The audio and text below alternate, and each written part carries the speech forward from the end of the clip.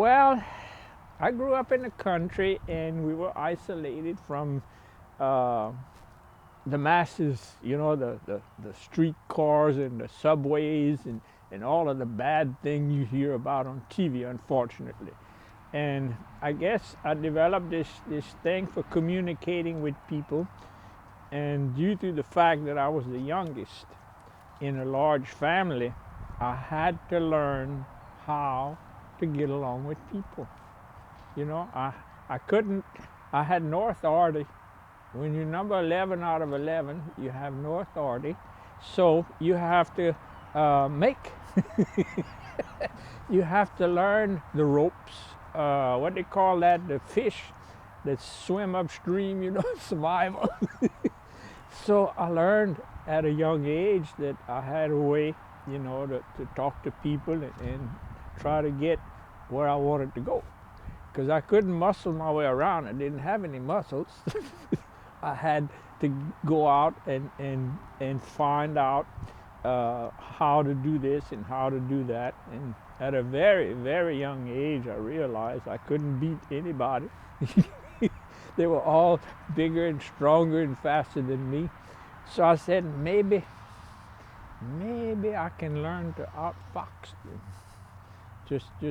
And I guess in a way, looking back, I dedicated my life to learning how to approach people, how to get things done, how to move this project, how to get it off-center. And so it's, to me, it's like a big lab, a big workshop I have, with people. I just get out there and go to a meeting and meet people and say, I wonder how they're gonna be. How is this interview, or how this whatever. And when I'd go in my business, I'd go to the homes and I'd measure a job, and I would say, I wonder how these people are gonna turn out. And I had doctors, I'd go to their house, I'd go to a lawyer's house, and I'd go to working people on all levels, and I was able to communicate. And I enjoyed that. I enjoyed that very much. And I guess, I don't know how to put it, but it's been a lifetime hobby, a lifetime pastime, a lifetime interesting challenge to know how to approach people.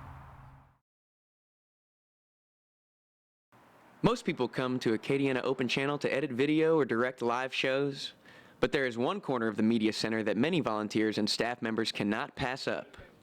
The couch is in that corner. Staff member William McFarland loves the couch, but thinks that it is time for a replacement. Yes, I enjoy sitting on the couch, but it still needs to go. We need a new couch. Almost everyone that comes through the door has a seat on the couch. The couch sits in Deborah Duyon's office, and she gets the chance to study the behaviors of the couch sitters. Oh, the couch is really fascinating. People sit on it in different positions. Some sit close, like they really want to talk, and then you have the distance ones that sit really close to the window.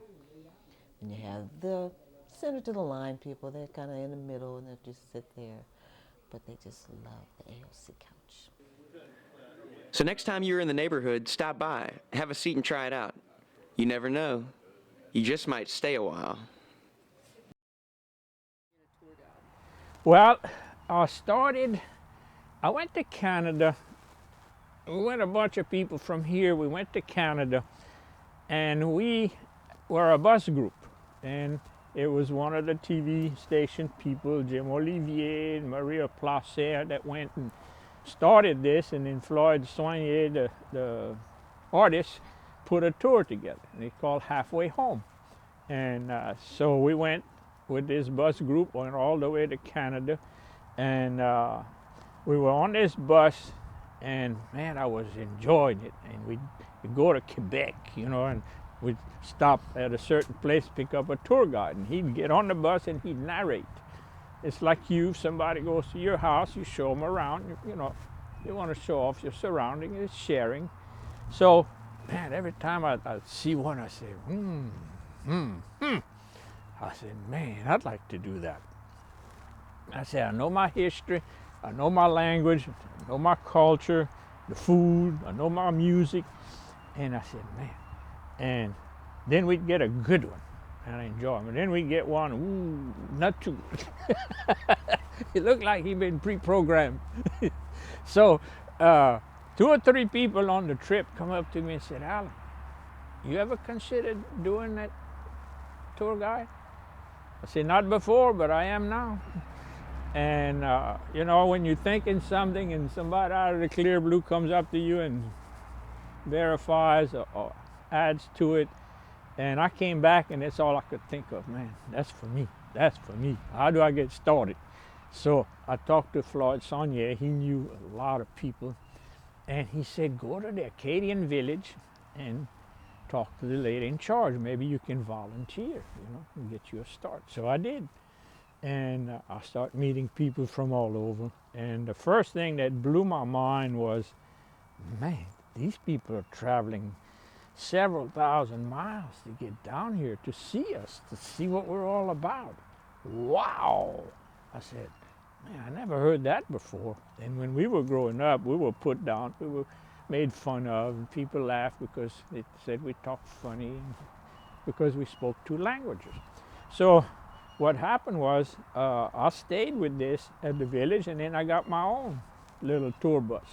It's parked out here. I'm gonna do something else with it, and I do my little tours. And I was step-on guide. When people came in on a bus from out of town, they called me ahead and said, Mr. Simon, somebody gave me your name, and you're a step-on guide. We'd like to hire you for a day.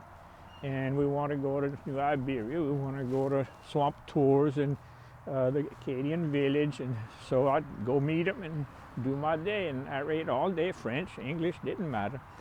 And I met more people from more places. And at first, before I got in, I said, well, I got a lot to share. I got a lot to give.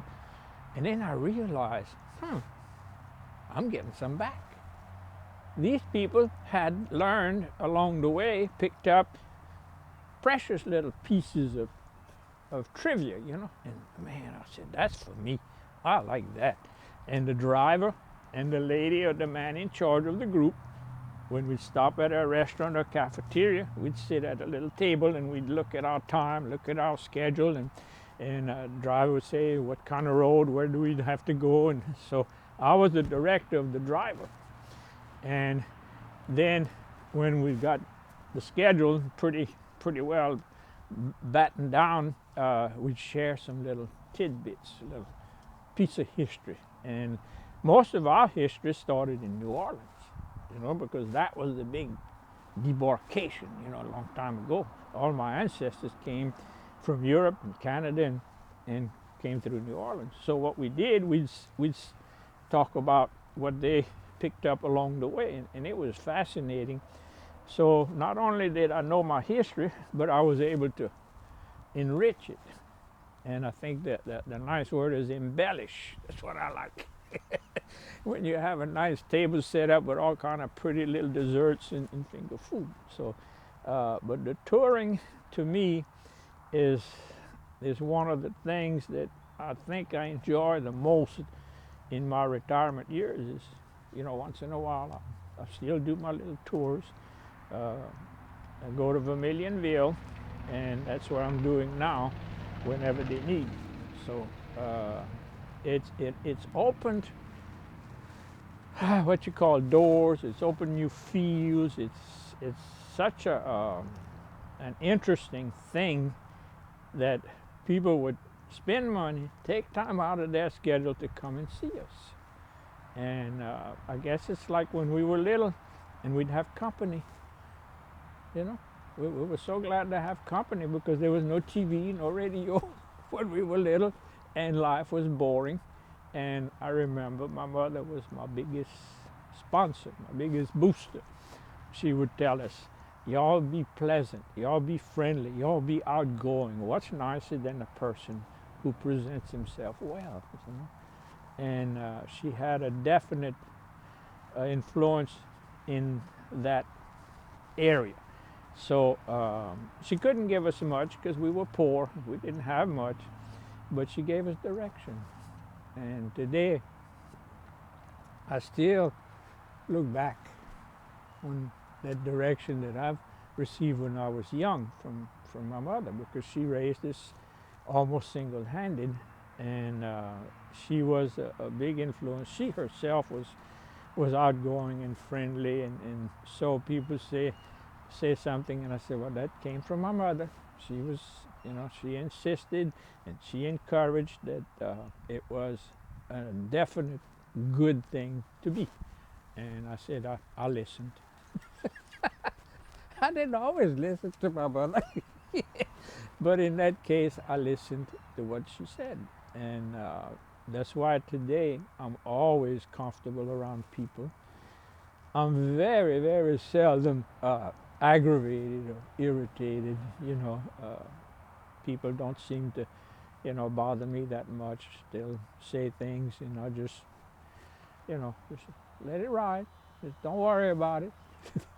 It wasn't meant for me.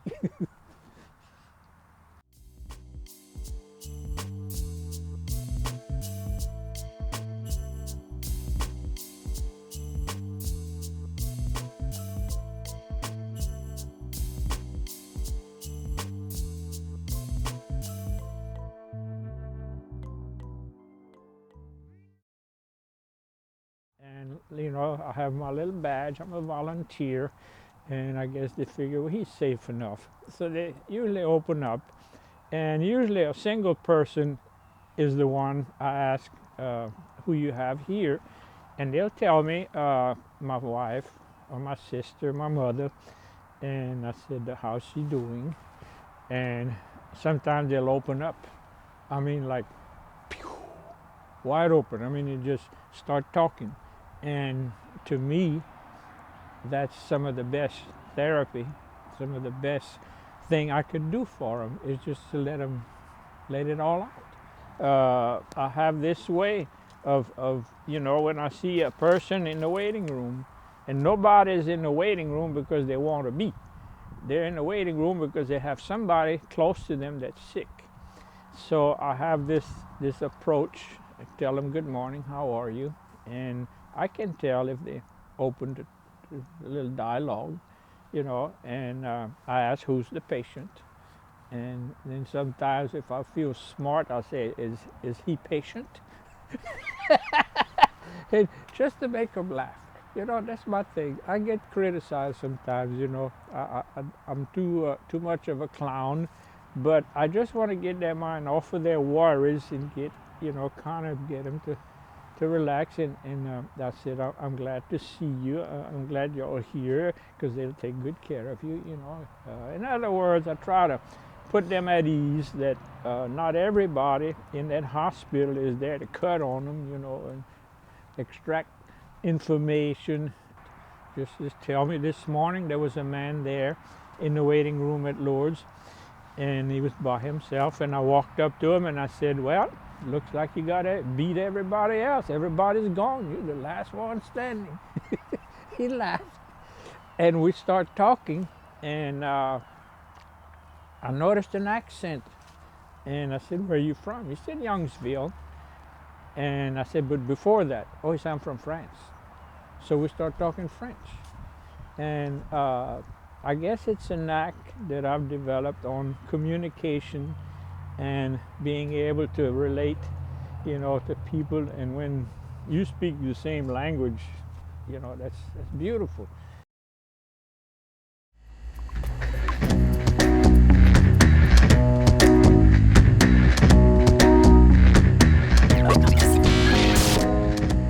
Let Acadiana Open Channel be your one-stop shop for media. We have everything you need to go from concept to reality. From camera and editing equipment to studio and field production. Come on down to 704 Lee Avenue and become a member, or visit us on the web at aocinc.org.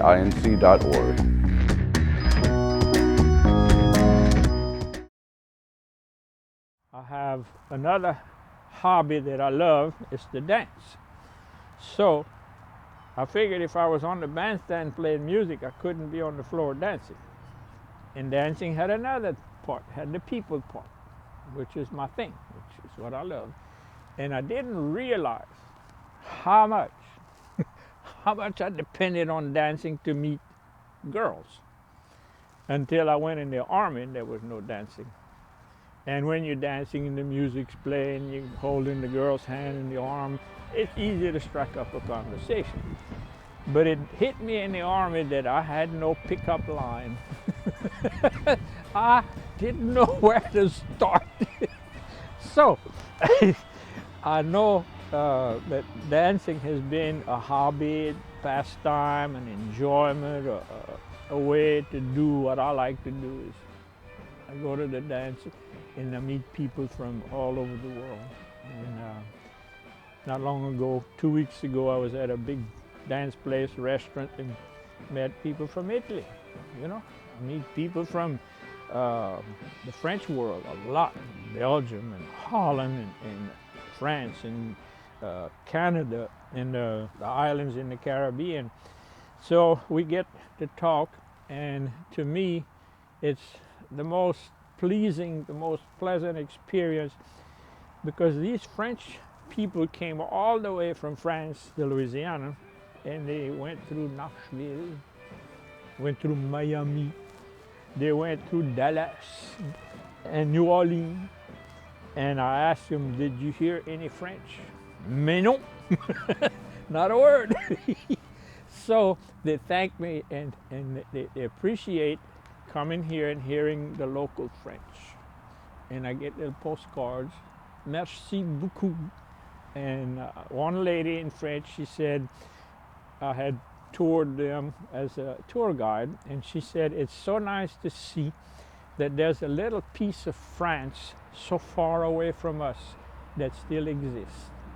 And to me, that was perfect, beautiful. You couldn't, there's nothing you could improve, you know. And for a French person to acknowledge something like that, it's precious to me. It's like something you can't put a price on.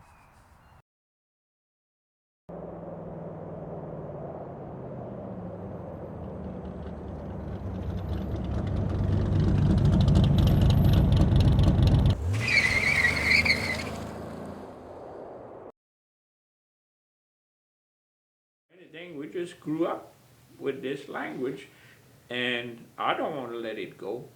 And that's why when I was invited on this AOC many years ago as a guest, the man that was doing it, Mr. Elmo Ottomon, was like me.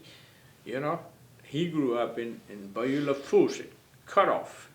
And, you know, I didn't realize this. It took me a while. But he and I were in the same boat. We wanted to promote our French. Mesdames et messieurs, Alain Simon avec l'Académie acadienne, comme habitude, Louis Martin. Bonne année. Bonne année à tous les grands-nés. Oui, et les petits nés aussi. Et toute la bande. Je vous Ouais. souhaite une bonne, heureuse année. The reason I go on this show is to encourage younger people to see that French exists outside of the classroom. Fizzle. Fizzle. Il a fracche. That's a good one. C'est pas dans le dictionnaire, mais oh, I'll buy that. Oh, ouais. The fizzle, c'est quand t'as un pétard ou un feu, un petit feu, c'est Roman candle, puis ça fait juste un pouf, et puis là, il On crève. appelle ça un deuil. Un deuil ou un chouchou. Quoi, à la tour des fêtes. Je sais pas, c'est peut-être moi Caton Haut, mais il n'y a pas eu autant de pétards de crâler dans mon voisinage pour Christmas qu'habitude. Non. Oh non, mais Et tu connais, c'est dangereux parce que sec comme ça fait là, pas sec, mais les arbres sont secs. Ah, c'est crevé le Mais dessus. oui, ça peut poter. Tu connais, Yes, when I have, like my new director, Alice Labrie, when I called her and we got to talking about doing the show, and I said, may I ask you what's your interest? What prompted you to want to do this? Well, she said the French. She said the French language. She said the TV. She said I like that. and her grandfather grew up in the same community I grew up, Randall. And then she speaks French. And most of these young people in French immersion can read it and write it, which makes it a lot more solid, a lot stronger than our spoken French. Spoken French is in a way it's good, but it has its weaknesses. So I'm encouraged, and we're the only show on the whole AOC agenda that's in French. And I would dare say, in the whole country of the United States, how many French shows you think they have? And that's awesome. You know, that's really mind-boggling that, you know, this country of ours, that freedom of speech and all of this, there's not too many French shows, you see. Now, the old people, the local old people don't like the standard French from France. There's some channels you can go on, but it's too fast. It's the commercial French. They don't like it. And they'll tell me, they said, when you're on there, we understand you. You speak our French. And some people, one guy told me, he said, I just watch your show and this other on the AOC, so I don't like the others. He said, they don't do anything, you know, modern television. So I get so many compliments and words of encouragement from people. I would have to be in terrible shape not to do the show, because that's what keeps me going, you know. As long as I can, I want to do it. I said, Elmo retired at 85, and I got a few years to go before I get to 85. I hope I hope I can be there and an inspiration and answer questions. We get questions, we don't have the answer. We don't know the word. The young lady called 2 weeks ago. How do you say robot in French? I said, man, shit, I don't know. I'll tell you if I don't know. And so I got back and I got my dictionary. And I don't have the pronunciation quite right, but it's automation. Automation. It's like a thing that you program and turn it loose. It just does its thing. So different things I'm learning, you know, that they come on there and you call and say, how do you say this? How do you say that? I said, I don't know. I said, Dr. Martin, you know? No. He said, we don't know. But stay tuned. Somebody might call in and have the answer. And it happens often, you know, that they heard it, or they have the dictionary and they have the time. We have each a dictionary, but sometimes we got calls. But she can vouch for that. We've had up to 20 calls, I think, in 1 hour. And that's good. That's encouraging, because I keep track. I make my little hash marks, and because people are interested and people want this, you know, for their, you know, and some of them don't even speak or understand French, but they watch the show. And that's a plus. And it's encouraging to me that we're on the right track. We have a worthy cause. And it's encouraging people to say, well, I want to learn. Knowledge is never lost. You learn another language and it doesn't hurt you. You know, it's always improving yourself.